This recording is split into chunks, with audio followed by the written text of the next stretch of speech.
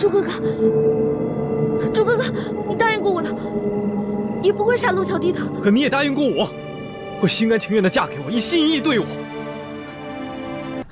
不好了，徐姐姐不见了。啊？不见了？哎呀！哎，小师妹呢？新娘子也不见了。叶欢不是跟你在一起吗？我刚刚给她打扮完，在扶她来拜堂的路上，小师妹突然想起学姐姐不见了，让我去找学姐姐。结果我这学姐姐没找着，回来路上小师妹也不见了，我还以为她自己来大厅了呢。这可怎么办？这可怎么成亲啊？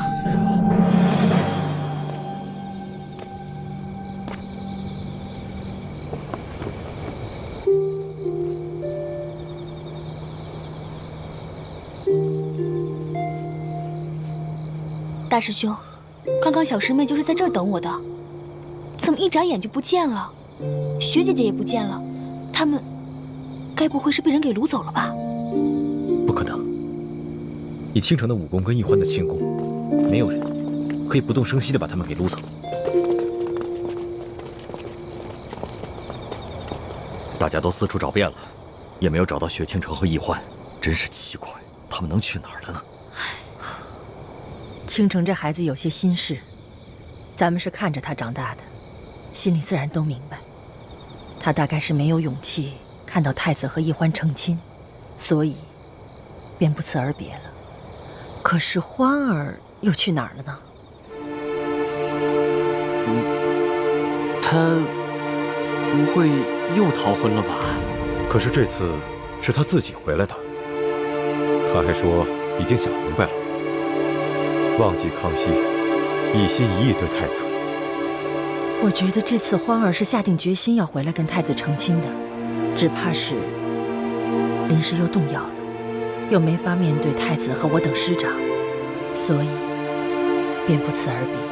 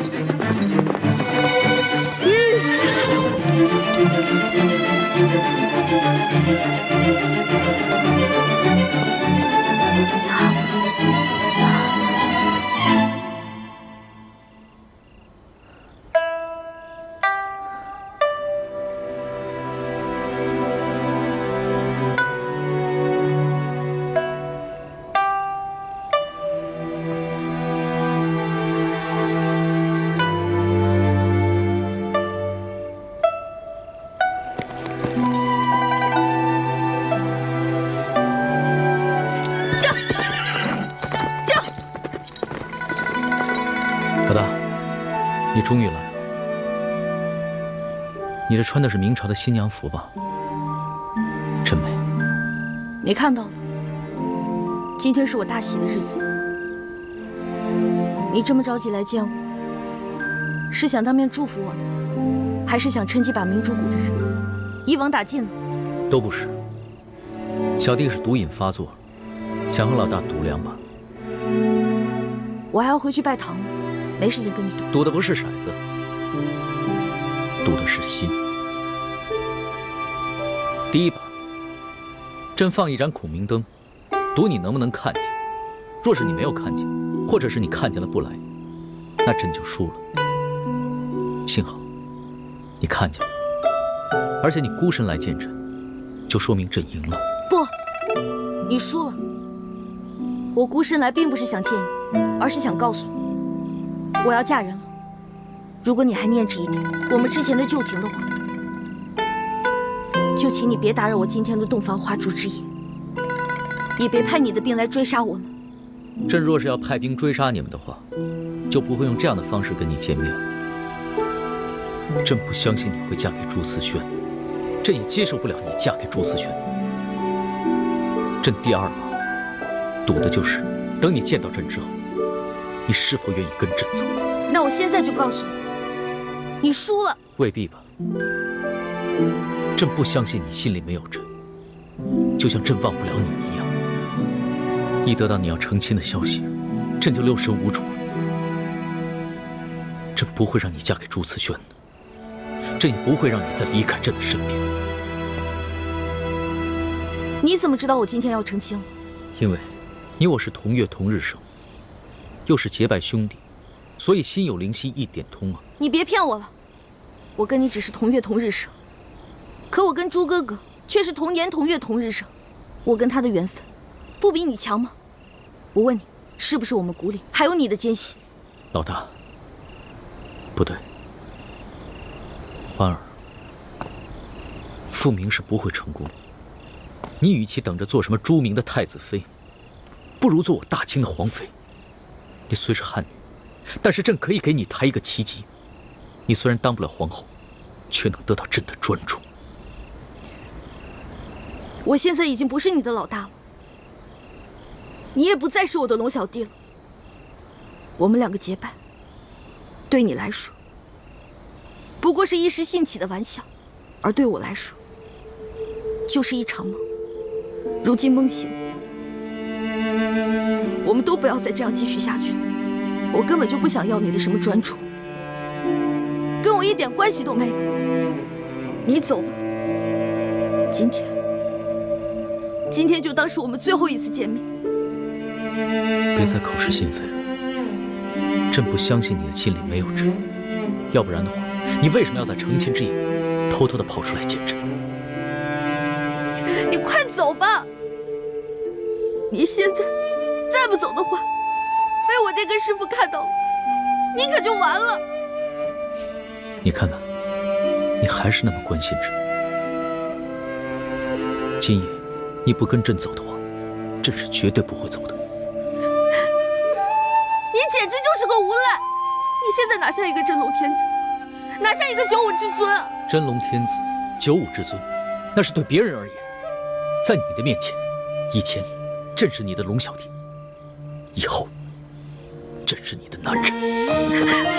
走开！走开！走开！你打吧，你打死朕吧！你要么打死朕，要么跟朕走。我恨你！我恨你！我恨你！我恨你！我恨你！你现在让我怎么办？我该怎么办？我已经发过誓，我心里不能再想你了。如果我再想你的话，那我就一辈子吃糠咽菜，穿粗布麻衣，变成一个丑女人了。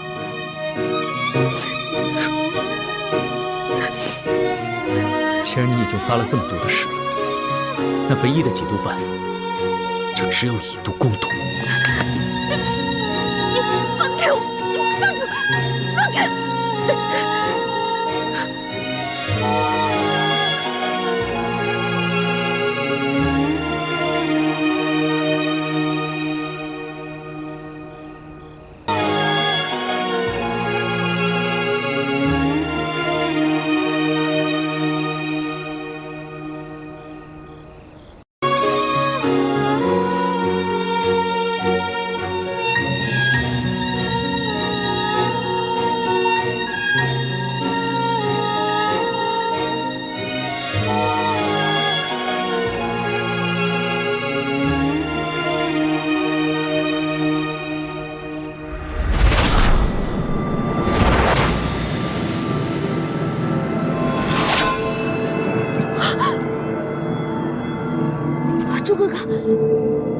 朱哥哥，你答应过我的，你不会杀陆巧弟的。可你也答应过我，会心甘情愿地嫁给我，一心一意对我。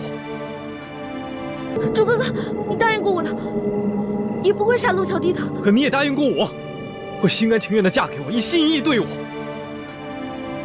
欢梅，其实你昨夜走了，就不该回来，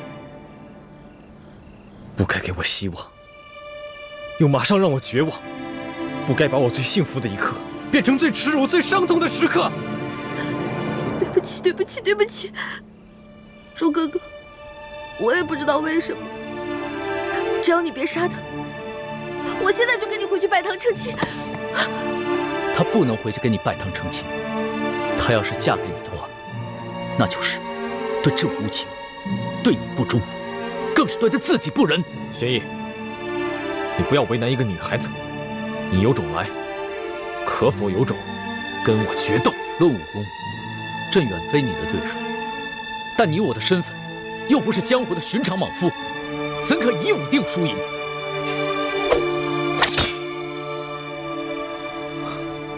若你我争的是天下，自然不该以武论输赢。但现在，我们争的是一个女人，则你我的身份，不过是世间一寻常男子。爱新觉罗玄烨，拔剑吧！我就站在这里不动，只用一双肉掌与你交手。你若能逼得我双脚动一下，就算你胜，我和易欢的婚事取消，你带他离开。你若是败了，我也放你一次，让你离开。我带易欢回去继续我们的婚礼。是男人，就接受这次挑战，否则滚回你的紫禁城，做你的八面威风的皇帝。但是，你再也没有资格以寻常男人的身份来跟我抢易欢。好，那朕就接受你的挑战，与你决斗。你疯了吗？你肯定打不过朱哥哥的，你快走啊！花儿，自8岁起，朕就只能是一个皇帝。但是朕现在想任性一回，做一回世俗男子，去真真正正的跟朱慈轩来一个决斗。若是输了，朕也绝不后悔。朱哥哥，三师傅说你这几天都不能与别人交手的。康熙都应战了，难道我还怯战不成？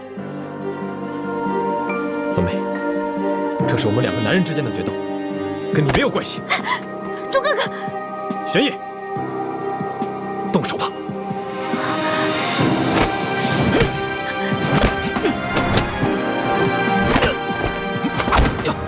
龙小弟，朱哥。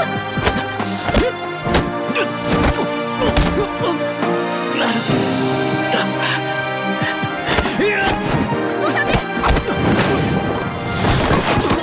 龙小弟，别打了，别打了！你们2个别打了！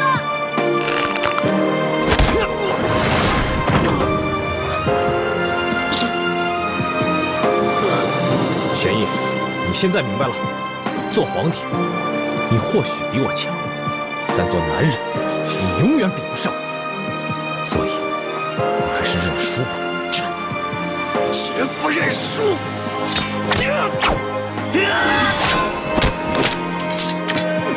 朱哥哥，朱哥哥，你千万别杀了龙小弟！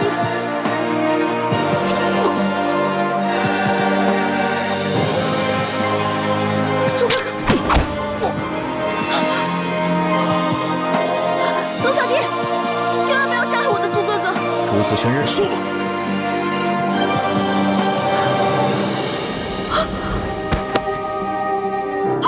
朱哥哥，朱哥哥，朱哥哥，你醒醒！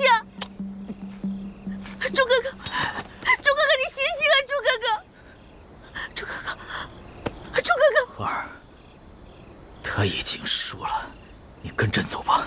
不，他是因为我逃了婚，练功的时候走火入魔了。他私下放了我，犯了蒙规，所以受了鞭刑60下。现在和你决斗，又加重了伤疾。否则在平时，纵使有10个你也打不过我朱哥哥的。朱慈轩身受重伤，还要跟朕决斗，如此意气用事，怎么能成就大事？那你呢？孤身一人前来寻我，难道不是意气用事吗？花儿，朕不是意气用事。出来吧！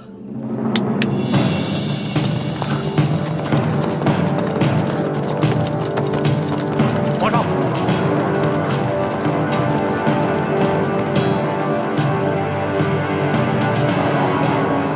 原来你早就安排好了。花儿，朕想做你的男人，但是朕更是大清的皇帝，朕在任何时候都不能意气用事。倒是朱慈轩，明明受了重伤，却还只把心思用在你我2人之上。他过来的时候，没有发现林中有埋伏。那你现在想干嘛？你想杀了我朱哥哥吗？花儿，朕不想骗你。你和朱慈轩，朕必须带走一个。如果你今天不跟朕走的话，那朕会将朱慈轩带回去打入天牢。有太皇太后在，朕无法保他不死。但你若是跟朕回去了，那朕可以将他留下。是去是留，你自己决定吧。你这根本不是在跟我赌，你这是在逼我！这就是在逼你！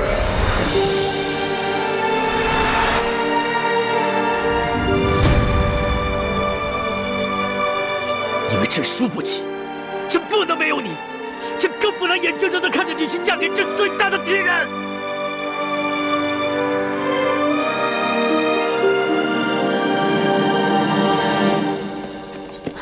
玉。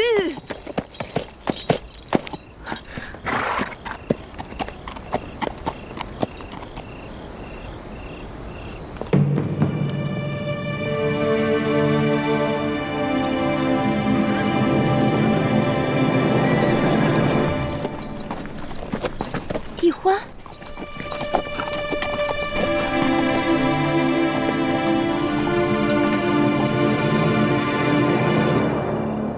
大师兄，大师兄，大师兄，大师兄！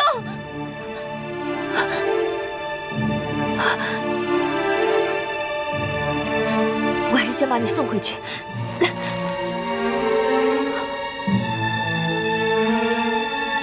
这是师傅们发的信号弹。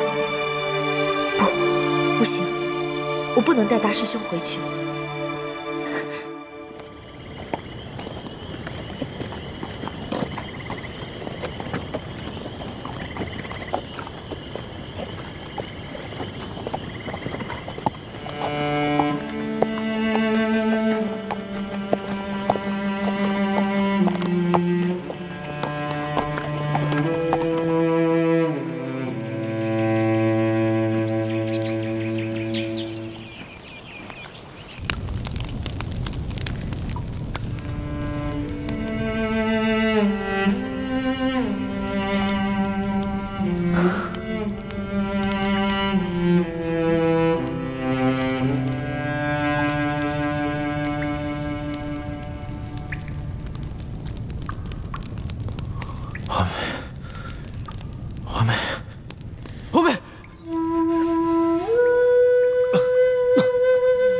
大师兄，你醒了？你醒了，大师兄。怎么样了，大师兄？好点了吗？倾城，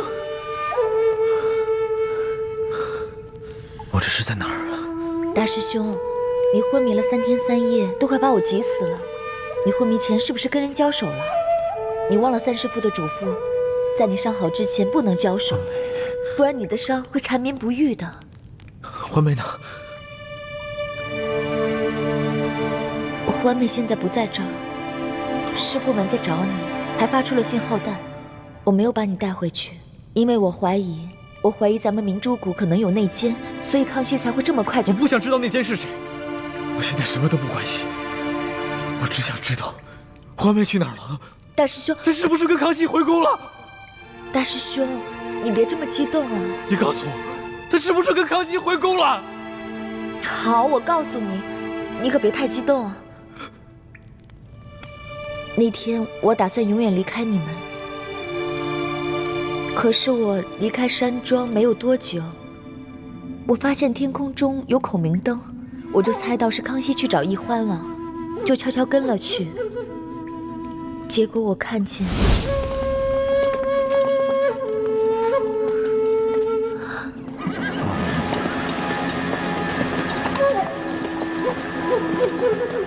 易欢。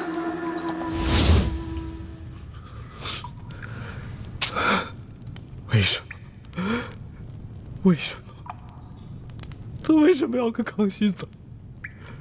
为什么要骗我？为什么要这样子羞辱我？为什么？为什么？为什么？大师兄，为什么？大师兄。为什么？哭出来了，心里就会好受。为什么？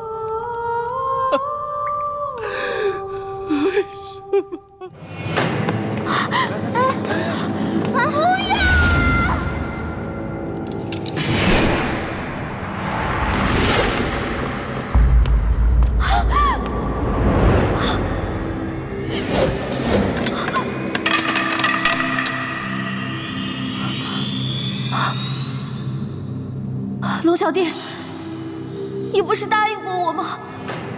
你永远不会杀他们的，你不能出尔反尔啊！不是朕要杀他们，是你们的奸细把他们出卖给太皇太后，是太皇太后执意要杀他们，朕也是迫不得已。行刑！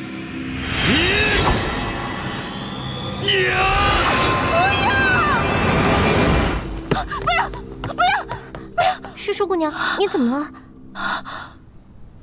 哦，我没事，做了个噩梦。先下去吧。是。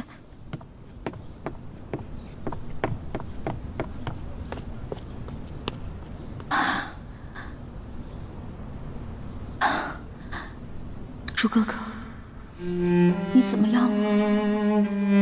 你现在是不是很恨我？以为我无情无义地抛下了你，跟着康熙走了呢？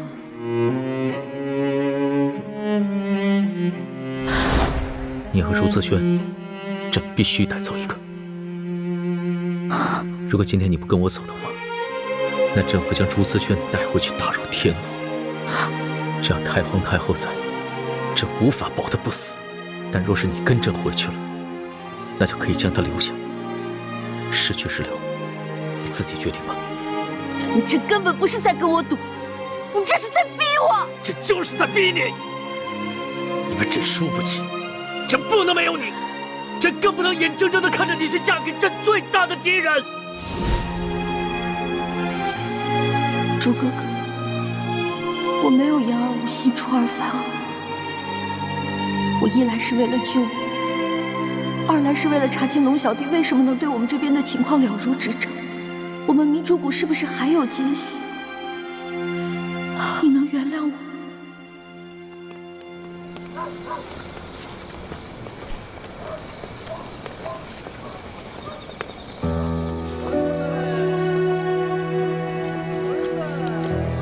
哎呀，这穿什么东西？这人怎么穿这样？哎呀，这不前朝服饰吗？真是少见。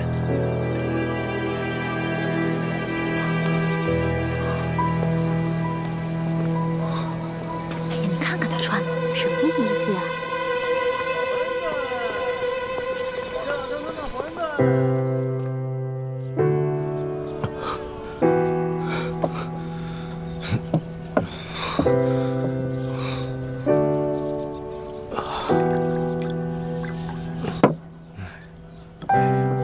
又一个喝多的，你看看。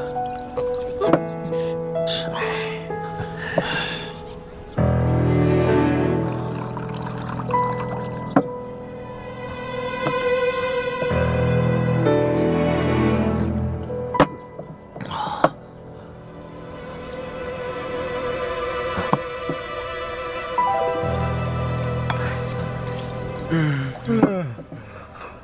小二，拿酒来。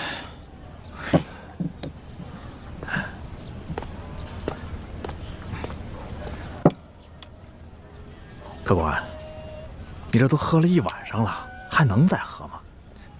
你还有钱再喝吗？连你也看不起我？你以为我没钱吗？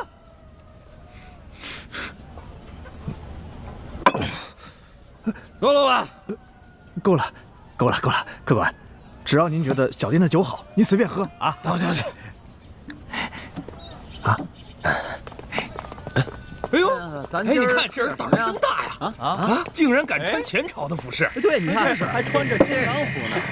哎，咱们走，走。哎，来，你们说这人会不会是乱打啊？哎，要真是乱打，岂敢穿着前朝服饰公然上酒楼来招摇？我看不是哪个戏班的戏子，就是个疯子。对，刘大爷，哎，我看他可不像是疯子啊！你看他那副伤心欲绝的样子啊！你说他既然穿了新郎的服饰，他不去洞房花烛夜，跑来这酒楼干什么呀？对，我看呐，一定是新娘嫌他不中用，将他赶出去了。我跟你们说啊，这说明是这新娘子别有所爱，逃婚去了。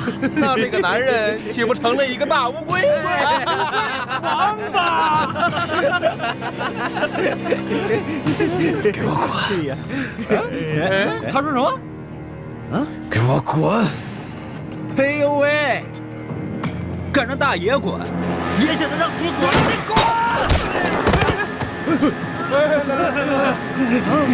呀！好汉不吃眼前亏，咱们撤，快撤！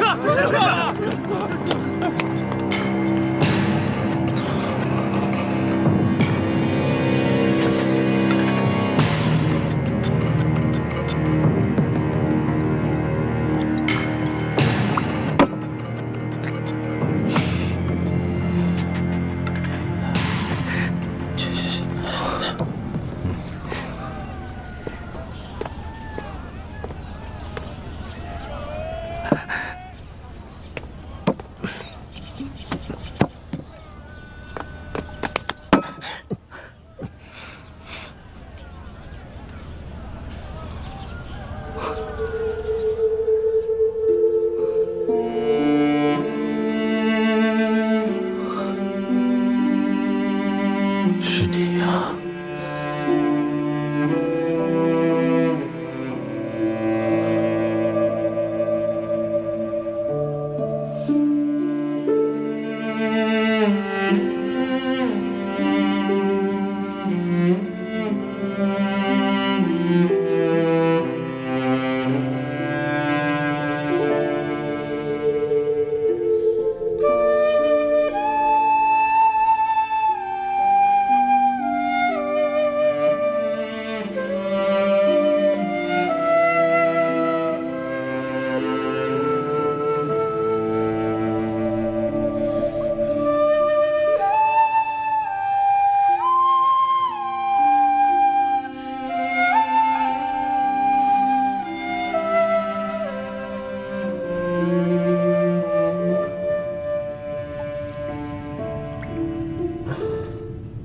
酒，我要喝酒，给我酒，给我酒，我的酒呢？哎，我的酒呢？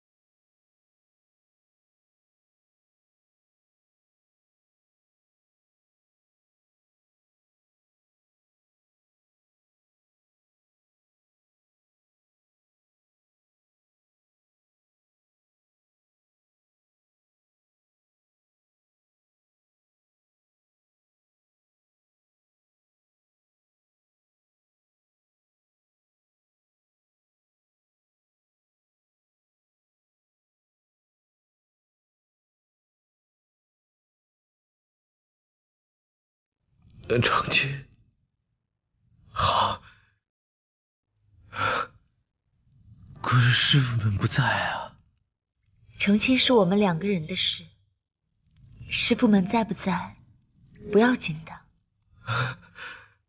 好，我们成亲，我们成亲。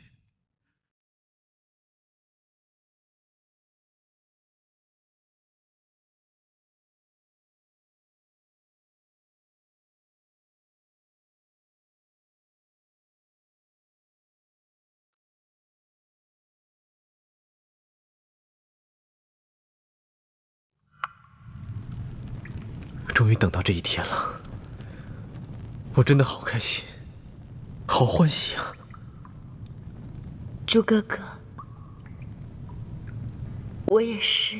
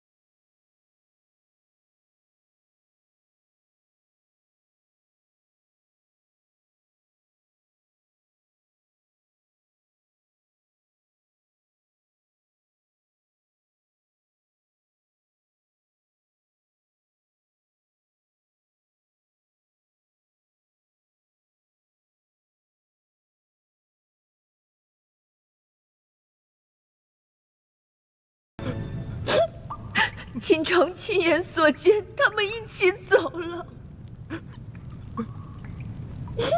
不要再折磨你自己了。一直真爱你的人是倾城我呀。这么多年，倾城一直默默地爱着你。我理解你。 我懂你的心，大师兄，就让我嫁给你，做你的新娘，一辈子和你在一起，关心你，爱护你。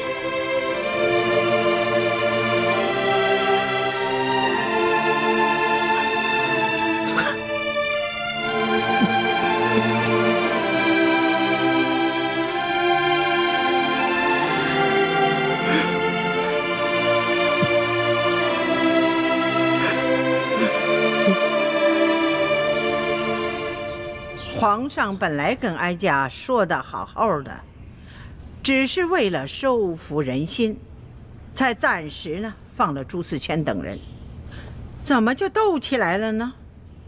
这若不是朱思轩此前先受了重伤，那皇上岂不是危险了吗？太皇太后都不用担心，皇上应该不会有什么危险的。奴才已经做了周密的安排，一发现有什么情况不对，他们会立马冲出来保护皇上的。你还有脸说呀？啊，如此大事你都不来向哀家禀报啊？你还不加以劝阻啊？就这么由着？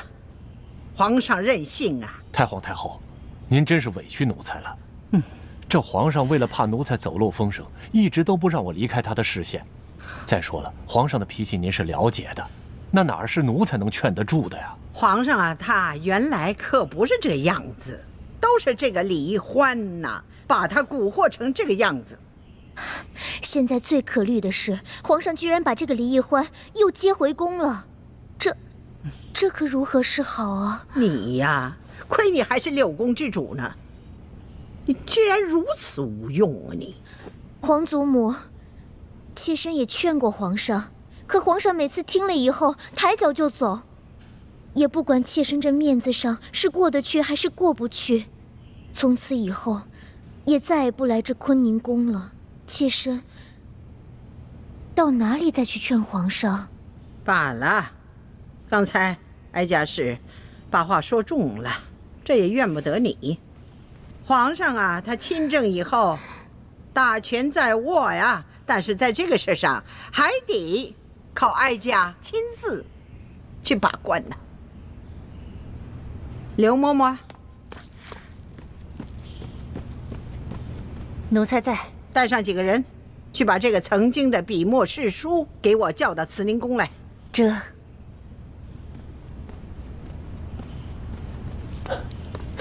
太皇太后啊，您要见着李一欢，那奴才也不方便待在这儿了，奴才就先告退了。万一要是传到皇上那儿，皇上会怪奴才多嘴的。你也去吧，以后再有什么事情，还得要你及时向哀家禀报啊。这皇上真的身边不能缺少像你这样的忠心耿耿、不怕给皇上纠错的人呐。多谢太皇太后，奴才告退了。奴才告退。哎呦，这个李玉欢呐，居然还敢回来，真把这紫禁城当成想来就来，想走就走啊？有这么随便的吗？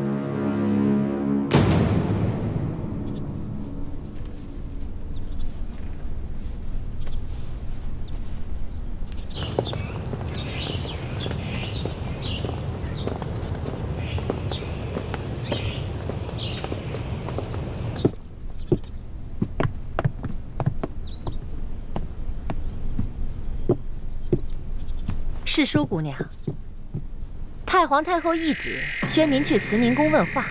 这个老太婆宣我前去，一定是想杀我，我可不能这样傻乎乎的去送死。好呀，我正好也想向她老人家请安呢。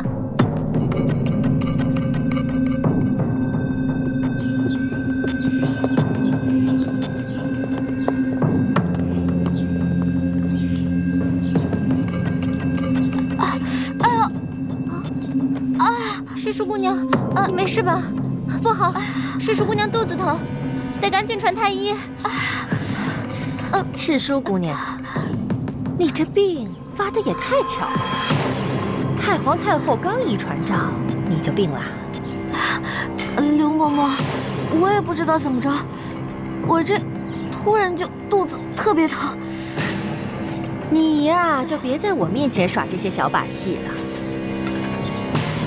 你可别忘了，你刚进宫的时候，不知使了多少花样想要糊弄我呀！哼，怎么着？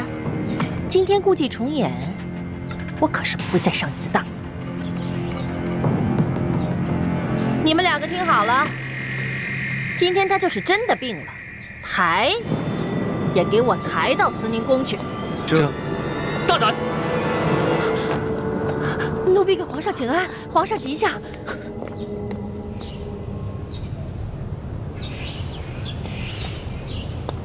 传太医，这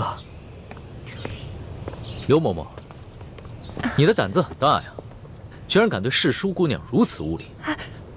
奴才该死，奴才该死！是太皇太后，她要宣世叔姑娘去慈宁宫的，请皇上恕罪啊！好了，你去回禀太皇太后，就是世叔姑娘病了，等她病情好转了，朕再陪着她，去给太皇太后她老人家请安。是。走。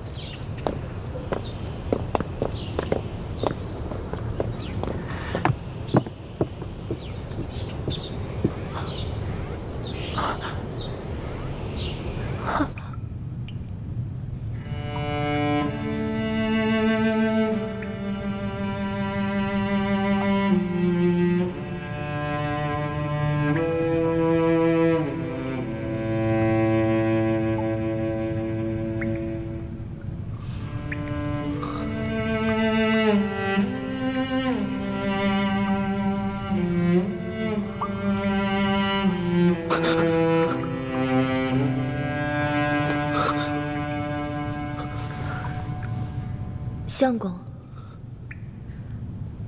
你怎么了？相公，别这么叫我，别这么叫我，我求求你别这么叫我。我们已经成亲了，我不叫你相公叫什么？你还应该叫我娘子呢。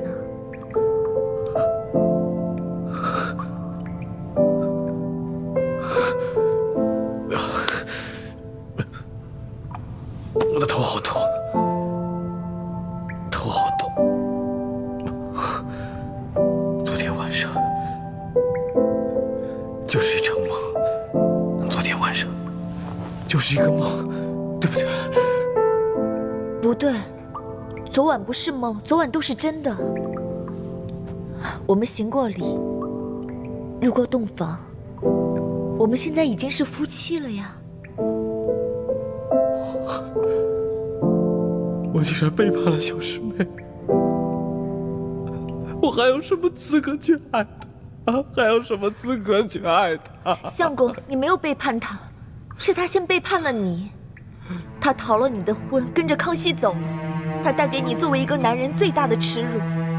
她现在已经是康熙的女人了，不可能再回来了。不会的。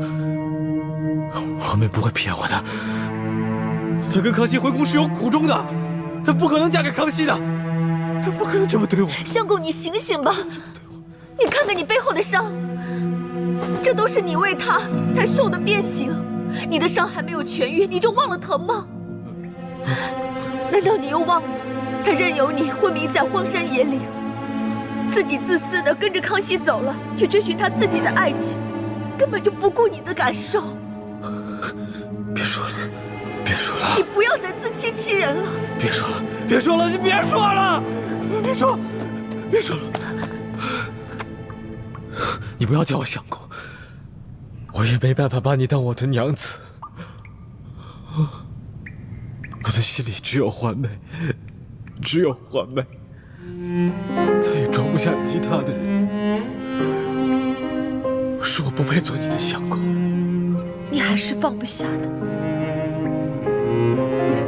就算他那么对你，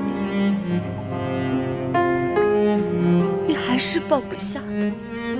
是，不管他对我做什么，我都放不下的，我放不下的，我放不下的。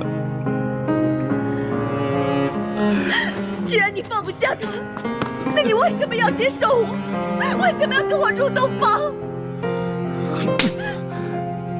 你为什么要给了我希望，又让我这么绝望？你说。对不起，倾城，我真的放不下他。我对你来说，就是一具空壳，就是一个行尸走肉。你跟我在一起不会幸福的，而且我不能将错就错，否则环妹只能去跟着康熙了。我会害了她一辈子。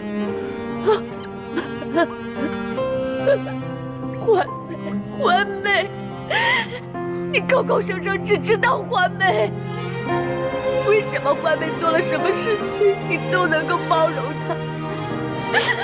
那我呢？不管我怎么对你真心，你都不接受我，你都在逃避我。我已经把我自己的一切都给了你，你却跟我说那是一个错误。你考虑过我的感受吗？你为什么要这么对我？为什么？为什么要这么对我？倾城，我什么都给不了你，那你杀了我吧！你杀了我吧！其实我早就不想活了，我这样活着好辛苦啊！我不能让义父失望，也不能让朱明联盟的人失望，我连死的资格都没有。我求求你，杀了我吧！你杀了我，对我来说是一种解脱。杀了我，我求求你杀了我！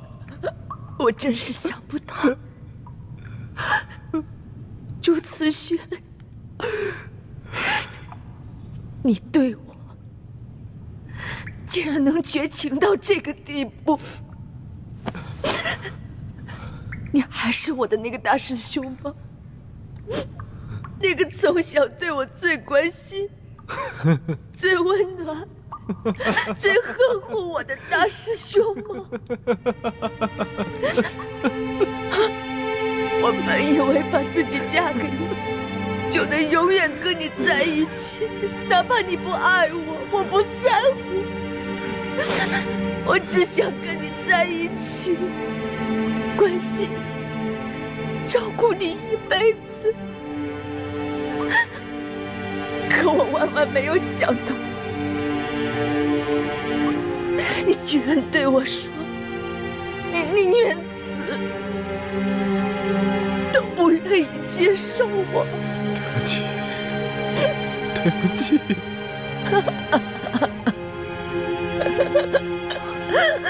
倾城，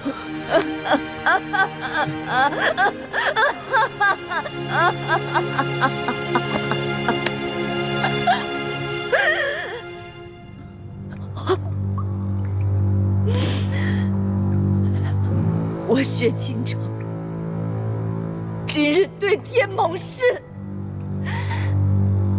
此生我薛倾城绝不再对朱慈轩有情，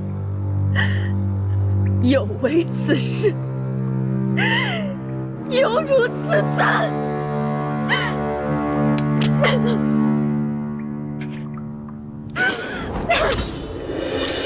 把雪倾城淹没来时的路，当天明还来不及淹没痛苦，你选择躲在我的回忆里祝福，我却只能眼看着眼前起了雾。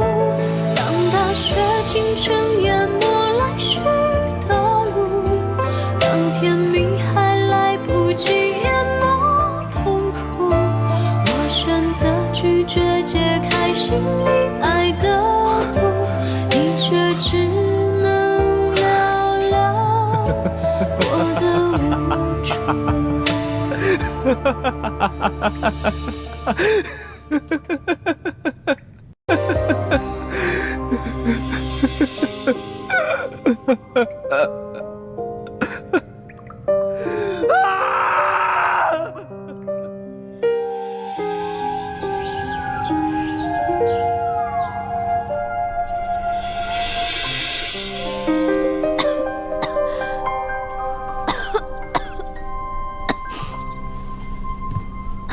启禀皇上，世淑姑娘脉象很好，没有什么病啊。胡说！世叔姑娘明明很难受，怎么会没病呢？她的身体要是出了问题，你担得起吗？那臣先开几副调养身子的药吧。这就对了嘛。世叔姑娘啊，她的病很严重，明白了吗？臣明白了，臣明白了。那臣这就去煎药。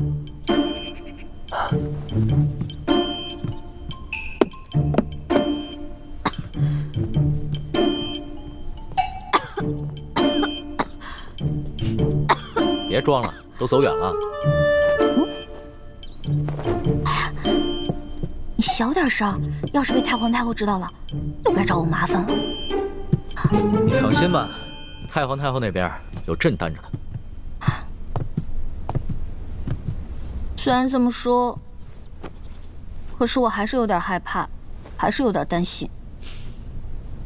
你是在担心明珠谷的那些人吧？我昨天晚上做了一个梦，我梦见你抓走了我的猪哥哥，还抓走了我爹跟我师傅们，最后你还要砍他们的头。你这个呀，就是日有所思，夜有所梦。当然，如果你爹和你的师傅们一意孤行，坚持要光复大明的话，那最后这样的结局是在所难免的。因为到了那个时候，就算朕想放了他们，满朝的文武和太皇太后也不会放过他们。我明白，我以前一直认为皇上是这天下最大的官，可以为所欲为。可是在我进宫大半年以后，我才发现，原来身为皇上，也有太多的身不由己。龙小弟，我这次答应你回宫，不仅仅是为了救猪哥哥的性命，我还想开诚布公的跟你好好谈一次。你想谈什么？说实话，从小到大，我爹跟师傅们都教导我，要光复大明。我们明珠谷的孩子都以光复大明为一生中最大的责任。可是我始终不明白，我们为什么一定要光复大明呢？我爹跟师傅们总是说，朱明王朝才是正统。我们大明是如何如何的好，你们大清是如何如何的不好。可是自打我进宫到现在的大半年时间，我看着你这个皇上，心里不仅仅有你们大清，还有全天下的老百姓，所以这让我很矛盾。龙小弟，你跟我说实话，如果我真的说服了我爹跟师傅们放弃光复大明，你真的可以既往不咎吗？那当然，这是朕为什么连续2次放了朱思轩的原因。他和你爹，还有你的师傅们，都是前明各行各业中的顶尖人才。他们要是肯放弃对抗朝廷，辅佐朕，平定三藩，收复台湾，那才是真正的造福百姓。否则的话，就是年年内战，天下大乱，天下的老百姓就更苦了。你不会骗我吧？你之前跟我说要惩处贪官，肃清吏治，可是你最后还是放了阿碧琪、隆德多那些坏蛋，我还能再相信你吗？朕之前是说过，要杀阿碧琪、隆德多那些贪官，但是你得给朕时间呢。你给朕3年时间，朕一定会把他们清除干净的。如果你还不相信我的话，那我们击掌为誓。如果朕没有做到，你就取了朕这条性命，朕绝无怨言。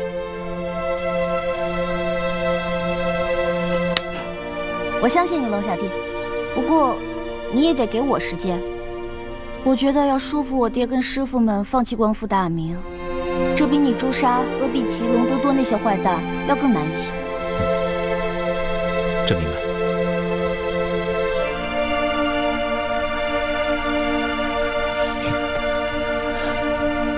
花儿，这化解朝廷与明珠谷之间的矛盾，就全在你和朕2人了。所以，无论如何，咱们2人一定要互相信任，互相扶持，永不相疑，永不相害。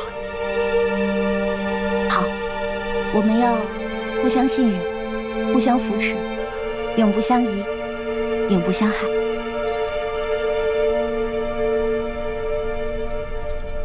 皇上说，诗书姑娘她病了，等世淑姑娘身子好了，再来拜见太皇太后。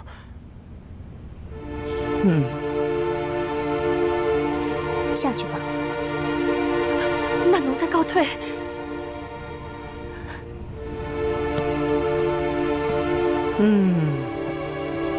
这当您连女色误国之事要重蹈覆辙了吗？皇上吉祥。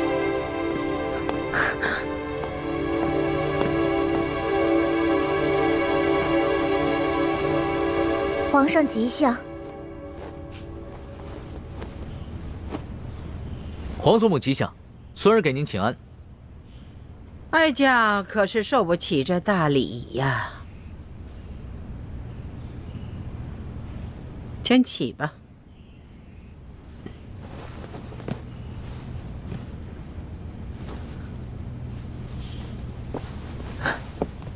皇祖母，您先别生气。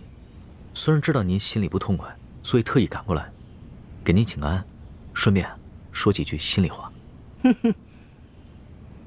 你都把人接进宫里来了，连哀家都不能碰，你还有什么话好说？皇祖母，您知道孙儿为什么要把奕欢给请回来，而奕欢为何又肯随朕回来吗？告诉你吧，这李奕欢随你回来，他是为了自己的未婚夫朱思轩，而不是为了你。你呀，想想你皇爷爷和皇阿玛的结果，你都不该如此糊涂。爱新觉罗的子孙不该如此荒唐啊，不该如此为所欲为呀！皇祖母，切勿伤心。孙儿不是皇阿玛，也不是皇爷爷。孙儿心里虽然爱着奕欢，但是孙儿不肯忘了自己是爱新觉罗的子孙，是大清的皇帝。孙儿绝不会放下身上的重担，为所欲为的。那你为何要接他进宫啊？皇祖母，孙儿想要劝降李定国等人归降大清，若是能兵不血刃就瓦解反清联盟，那岂不是为国为民的大幸事？而这奕欢就是最好的突破口。只有通过奕欢，朕才能了解到李定国等人最真实的想法。朱明王朝有什么好？他们为什么要反清？也只有通过奕欢，朕才能让李定国等人知道朕最真实的想法。朕是一个怎样的皇帝，要打造一个怎样的太平盛世。哎呀，皇上啊，你太一厢情愿了。你要知道，这个李定国是前明残党余孽、顽固不化的头目啊，怎么可能轻易被你感化呢？再说这李奕欢，他分明是跟你假心假意，目的是要得到你的信任。皇祖母，奕欢绝非你所想的那样。奕欢他单纯善良，没有什么野心。他心里所关心的，不是这个天下到底是姓朱还是姓爱新觉罗，他心里面所关心的是这天下百姓的疾苦。而且，他对朕的真心，朕能感受得到，还有他对朕的情谊和对朕殷切的期许。他这次随朕回来，不仅仅是为了救朱慈轩，而是为了和朕联手，劝降李定国等人，化解朱明联盟对大清的仇视。皇祖母，请您相信孙儿，也相信奕欢，再给我们一些时间吧。哎呀，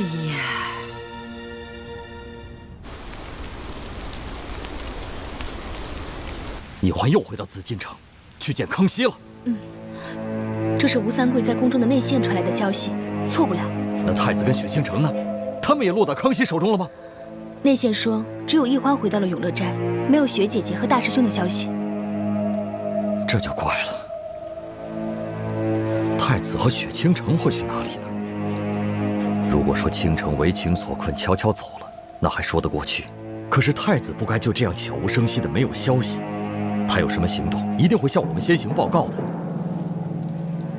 那会不会是太子看奕欢回宫去找康熙了，所以也潜回宫去找奕欢？此事事关奕欢的名节，还有太子的尊严，所以他不愿意告诉我们这些师长。唉，真没想到，这奕欢，他居然是非不明，敌我不分，真是让人痛心呐！大师父，奕欢虽然任性，但还不至于是非不辨，敌我不分。我想她不想嫁给大师兄，只是因为她心里还放不下康熙，不能一下子把和大师兄的兄妹之情转变为男女之情。还有，你说，她真要是糊涂到抛下我们这些亲友，主动回宫找康熙，那我还真不信。也许，她是有什么自己的原因呢？还能有什么原因？她本来在山庄好好的，突然间人就不见了，一定是回到紫禁城去找康熙了。她这么做，怎么对得起她死去的娘亲？怎么对得起我们这些师长？怎么对得起她自己的身份？晋王，奕欢从山庄回去皇宫，而太子至今下落不明，这些事情都很蹊跷。难道我们山庄内部也有清廷的奸细？啊？什么？除了唐一手，还有奸细？樊兄所言甚是。我们离京之后，就住在这香山泉水山庄，可是康熙却似乎对我们的行动了如指掌。这说明泉水山庄也出了奸细，而且现在我们的行踪已经暴露，在我们没有查到奸细是谁之前，恐怕清军就会杀到。所以现在，当务之急，我们还是先离开这山庄，找一处只有我们几个人知道的安全地方，再行躲避。没错，现在这里已经不安全了。事不宜迟，我们赶快撤吧。龙小弟，怎么样？太皇太后有没有为难你？为难倒是没有，只不过他老人家这一生命运极为坎坷，虽经历过不少大风大浪，但没想到今日为朕几度落泪，朕的心里很是难过。我能明白你的心情，其实我也一样。我不怕爹跟师傅们骂我，我只怕他们难过。我爹是个铁骨铮铮的汉子，从来都是只流血不流泪的，但这次为了我，气红了眼睛，甚至要拔剑自刎。我心里特别的内疚。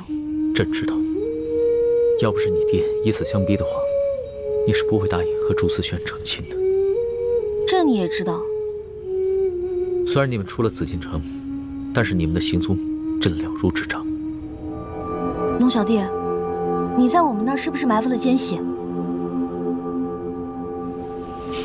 慧儿，这些事情，朕不能告诉你，朕也不想用一番谎话来欺骗你，你就不要再问朕了。你只需要知道，朕是真心想以仁德治天下，不欲大动干戈、大行杀戮。要不然的话，朕也不会冒险去见你，而是直接派兵把明珠谷给剿了。谢谢你，龙小弟。如果你真的把我爹跟师傅们全杀了，我就不知道该怎么办了。所以，哪怕是为了你，我也要再给明珠谷一个机会。我这次回去劝服我爹跟师傅们归顺大清，因为只有这样，他们才能真正的化解与你与朝廷的仇恨，我们才能真正的相守在一起。可是我心里好怕呀。怕什么？我知道这次回去劝降他们，肯定困难重重，他们肯定不会听我的。我怕他们会把我锁起来，如果那样的话，我们两个就再也见不到了。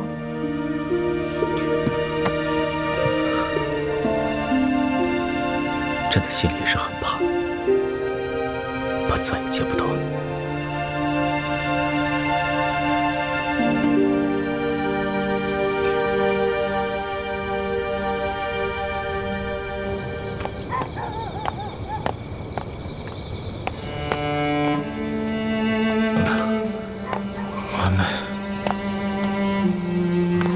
我对不起你，我对不起清城。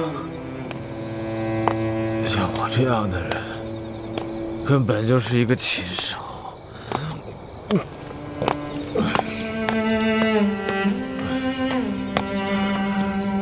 值得任何人爱，也没有资格爱任何人。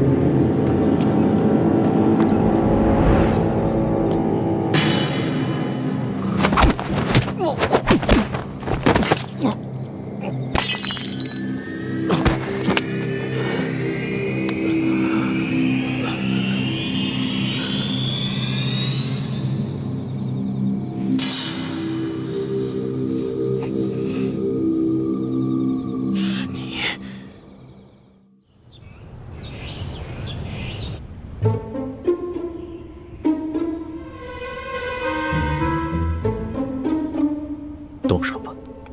我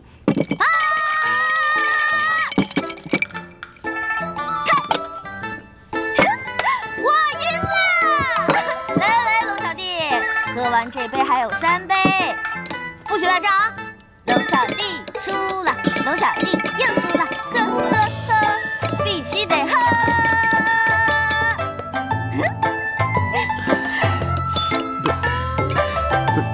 老大，你这里边是不是有什么鬼啊？啊，为什么朕一把都赢不了啊？说什么呢？我是你老大，玩骰子的本事还是我教给你的呢，有什么奇怪的？来，继续，来，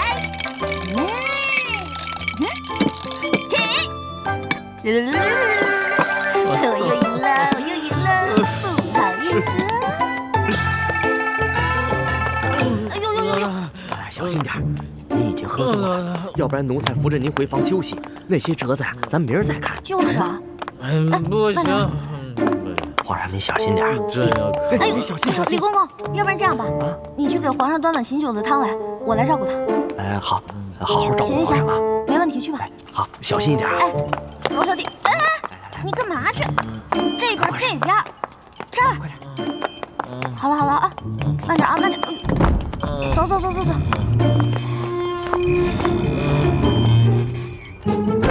来，龙小弟，慢点。龙小弟，龙小弟，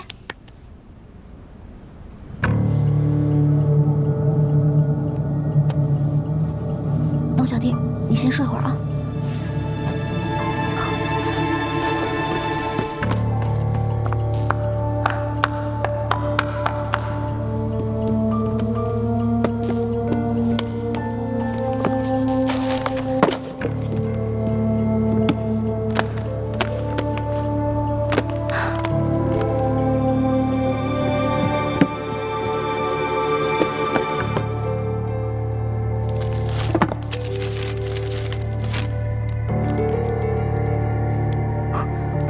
果然有内奸告密，这个字迹怎么那么熟呢？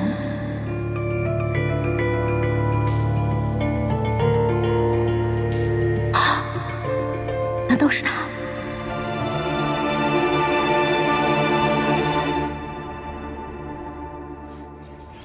皇上，这李一欢呢，他已经偷看了黑狐的密奏了。这也就是他返回来的用意。他不可能劝降那些潜民余孽。皇上，你还要放他回去吗？皇祖母，一欢虽然偷看了黑狐的密奏，但并不代表他对孙儿的承诺就是假的。孙儿愿意再相信他一回。如果他真的能劝降李定国等人归降大清，那远比派兵剿灭要有利得多，我大清才能够长治久安。皇上，你这番苦心恐怕要付诸东流了。他若是再骗你，你必定失去黑狐了，那将是十分不值得的一件事。皇祖母，孙儿想再赌一次。哀家不相信皇上会赢，但是皇上即使是输了，至少能让皇上断掉对李欢的念想。就算是失去了黑狐，哀家也就认了吧。多谢皇祖母。